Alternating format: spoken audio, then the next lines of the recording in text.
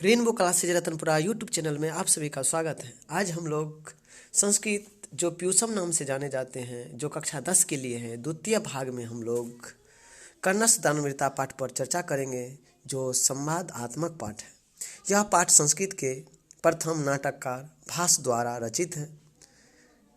यह कर्णभार नामक एकांकी रूप से संकलित किया गया है। इसमें महाभारत के प्रसिद्ध पात्र कर्ण की दानवीरता दिखाई गई है। इंद्र कर्ण से छलपूर्वक उनके रक्षक कवच कुंडन को मांग लेते हैं और कर्ण उन्हें दे देता है। कर्ण बिहार के अंगराज, जिसे हम आज मुंगेर तथा भागलपुर कहते हैं, जो अंगराज में आते हैं, का शासक था। इसमें संदेश है कि दान करते हुए मांगने वाले की पृष्ठभूमि जान लेनी चाहिए, अन्यथा परोपकार विनाशक भी हो सकता है।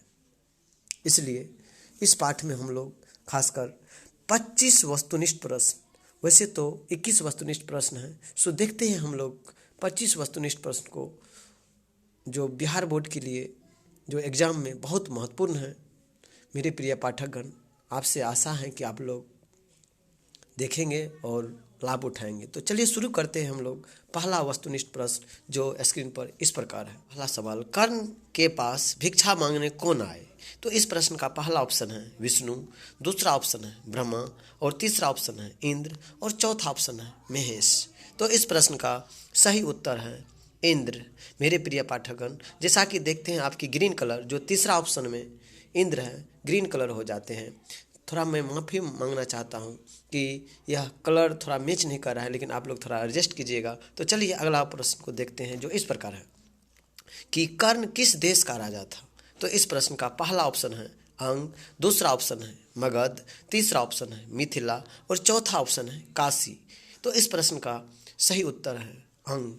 मेरे प्रिय पाठकगण, अगर आप लोग अभी तक चैनल को सब्सक्राइब नहीं किए हैं तो प्लीज़ आप चैनल को सब्सक्राइब कर लें, क्योंकि हम इतना मेहनत से वीडियो बनाते हैं, तो आपका एक सब्सक्राइब मेरे लिए लाभदायक सिद्ध होगा। इसीलिए आप वीडियो को लाइक भी कर दीजिए, शेयर भी कर दीजिए, और सब्सक्राइब तो कर ही दीजिए प्लीज़। तो चलिए आगे बढ़ते हैं, अगला प्रश्न देखते हैं, जो इस प्रकार है कि मातारा भिक्षा याचे, ऐसा किसने कहा है? तो इस प्रश्न का पहला ऑप्शन है शक्र ने, दूसरा कर्ण ने, तीसरा ऑप्शन है सल ने, और चौथा ऑप्शन है कृष्ण ने। तो इस प्रश्न का सही उत्तर है शक्र ने। बोला था इंद्र ने, बोले, जो इंद्र का ही नाम है शक्र, बोला कि हम जो है ना महान भिक्षा की याचना करते हैं। यह किसने बोला? इंद्र ने बोला। और किससे बोला? कर्ण से बोला। चलिए अगला प्रश्न देखते हैं, जो ये रहा अगला सवाल, कर्णस दानवीरता पाठ के कवि कौन है? तो इस प्रश्न का पहला ऑप्शन है भास, दूसरा ऑप्शन है व्यास, और तीसरा ऑप्शन है कालिदास, और चौथा ऑप्शन है भवभूति। तो इस प्रश्न का सही उत्तर है भास। कर्णस दानवीरता पाठ के कवि कौन है? भास हैं। तो अगला प्रश्न देखते हैं, जो इस प्रकार है, कर्णस दानवीरता पाठ किस ग्रंथ से संकलित है? तो इस प्रश्न का पहला ऑप्शन है कर्णभार से, दूसरा ऑप्शन है वासवादता से, और तीसरा ऑप्शन है प्रतिमा तक से, और चौथा ऑप्शन है मिच कटिक से। तो इस प्रश्न का सही उत्तर है कर्णभार से। तो हम लोग वस्तुनिष्ठ प्रश्न की इस कड़ी की दौर में धीरे धीरे आगे बढ़ते हैं। तो अगला प्रश्न देखते हैं, जो इस प्रकार है, भास के कितने नाटक हैं? तो इस प्रश्न का पहला ऑप्शन है 10, दूसरा ऑप्शन है 13, और तीसरा ऑप्शन है 15, और चौथा ऑप्शन है 11। तो इस प्रश्न का सही उत्तर है 13। भास के कितने नाटक है? 13 नाटक है। अगला प्रश्न देखते हैं, जो इस प्रकार है, कर्ण किसके पक्ष से युद्ध लड़ रहा था? तो इस प्रश्न का पहला ऑप्शन है कौरव के पक्ष से, दूसरा ऑप्शन है पांडव के, तीसरा ऑप्शन है राम, चौथा ऑप्शन है हनुमान। तो इस प्रश्न का सही उत्तर है कौरव के पक्ष से। कर्ण कौरव के पक्ष से युद्ध लड़ रहे थे। तो हम लोग वस्तुनिष्ठ प्रश्न की इस कड़ी के दौर में धीरे धीरे आगे बढ़ते हैं। तो अगला प्रश्न देखते हैं, जो इस प्रकार है, सूर्यपुत्र कौन था? तो हाँ मेरे प्रिय पाठकगण, अगर आप चैनल पर नए हैं, तो अगर आप कर्णस दानवीरता नहीं पढ़े हैं, कंस की दानवीरता नहीं पढ़े हैं, तो आप रेनबो क्लासेस रतनपुरा, जो आप अभी चैनल पर हैं, इसी पर जाकर आप पढ़ सकते हैं संस्कृत में कर्णस दानवीरता, कर्ण की दानवीरता। चलिए इसका सही उत्तर क्या होगा, उससे पहले हम लोग इसका ऑप्शन देखते हैं। जो पहला ऑप्शन है भीम, दूसरा ऑप्शन है अर्जुन, और तीसरा ऑप्शन है कर्ण, और चौथा ऑप्शन है युधिष्ठिर। तो इस प्रश्न का सही उत्तर है कर्ण। सूर्यपुत्र कौन था? कर्ण था। अगला प्रश्न देखते हैं, जो इस प्रकार है, ब्राह्मण रूप में कौन प्रवेश किया? तो इस प्रश्न का पहला ऑप्शन है इंद्र, दूसरा ऑप्शन है विष्णु और तीसरा ऑप्शन है शिव, चौथा ऑप्शन है नारद। तो इस प्रश्न का सही उत्तर है इंद्र। ब्राह्मण रूप में इंद्र ने प्रवेश किया था। तो अगला प्रश्न देखते हैं जो इस प्रकार है, कवच और कुंडन किसके पास था? तो इस प्रश्न का सही ऑप्शन क्या क्या है? पहला है इंद्र, दूसरा ऑप्शन है भीष्म, तीसरा ऑप्शन है कृष्ण, चौथा ऑप्शन है कर्ण। तो इस प्रश्न का सही उत्तर है कर्ण। तो अगला प्रश्न देखते हैं जो इस प्रकार है, कर्ण किसका पुत्र था? तो इस प्रश्न का पहला ऑप्शन है कुंती, दूसरा ऑप्शन है कौशल्या, तीसरा ऑप्शन है कैकेयी और चौथा ऑप्शन है शकुंतला। तो इस प्रश्न का सही उत्तर है कुंती। अगला प्रश्न देखते हैं जो इस प्रकार है, दानवीर कौन था? तो इस प्रश्न का पहला ऑप्शन है भीम, दूसरा ऑप्शन है अर्जुन, तीसरा ऑप्शन है कर्ण और चौथा ऑप्शन है युधिष्ठिर। तो इस प्रश्न का सही उत्तर है कर्ण। अगला प्रश्न देखते हैं जो इस प्रकार है, भिक्षु किस वेश में आया था? तो इस प्रश्न का पहला ऑप्शन है राजा, दूसरा ऑप्शन है भिखारी, तीसरा ऑप्शन है मंत्री और चौथा ऑप्शन है ब्राह्मण। तो इस प्रश्न का सही उत्तर है ब्राह्मण। भिक्षुक जो है कोई नहीं, इंद्र ही थे, जिसका नाम संस्कृत में शक्र होता है। ब्राह्मण के रूप में आया था कर्ण से भिक्षा मांगने के लिए। लेकिन भिक्षा में क्या मांगने आए थे? अगर आप लोग कहानी पढ़े होंगे तो निश्चित रूप से जानते होंगे, कवच और कुंडन मांगने के लिए आए थे। तो चलिए देखते हैं अगला प्रश्न जो इस प्रकार है, कर्ण कवच और कुंडन किसको दिया?